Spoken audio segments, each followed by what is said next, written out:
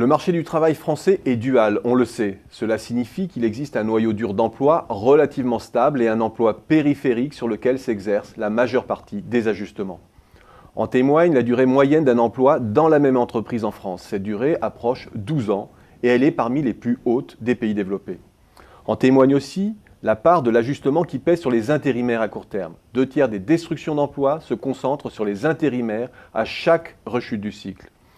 En d'autres mots, les 2/3 de l'ajustement quantitatif de l'emploi pèsent sur 3,6% de la population. Quelle est la conséquence de cette inertie de l'emploi pour le plus grand nombre? Première conséquence, une file d'attente pour les plus jeunes, qui entrent tard sur le marché du travail et enchaînent les CDD à répétition. Les chiffres portant sur les flux d'embauche sont particulièrement éloquents.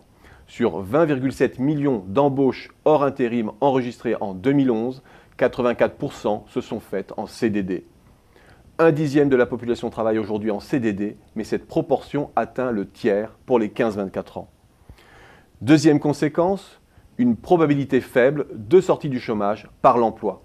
Elle est de 4% par mois aujourd'hui, faible et décroissante avec la rechute récente de l'activité, et avec des chances de retrouver un emploi qui décroissent aussi fortement avec l'âge, on le sait.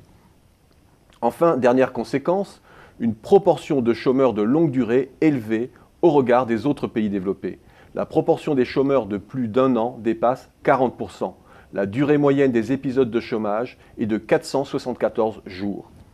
Le chômage est ainsi un piège dont on peine à sortir et entrer sur le marché du travail un chemin parsemé d'obstacles. Et toutes les enquêtes le prouvent, le sentiment de précarité est élevé en France, alors que paradoxalement, 85% des salariés sont employés sur des CDI relativement stables. Un sentiment de précarité qui tient au fait que, plus qu'ailleurs, le chômage est perçu comme un piège dont on ne peut s'extraire. Les faits parlent d'eux-mêmes. Accroître les chances de sortie du chômage doit être au centre de toute politique de sécurisation des parcours. Cela signifie plus de croissance bien sûr, mais cela ne suffit pas. Cela signifie aussi plus de mobilité pour un plus grand nombre. L'accord sur l'emploi du 11 janvier, sans être négligeable, n'a probablement fait qu'un 10e du chemin dans cette direction.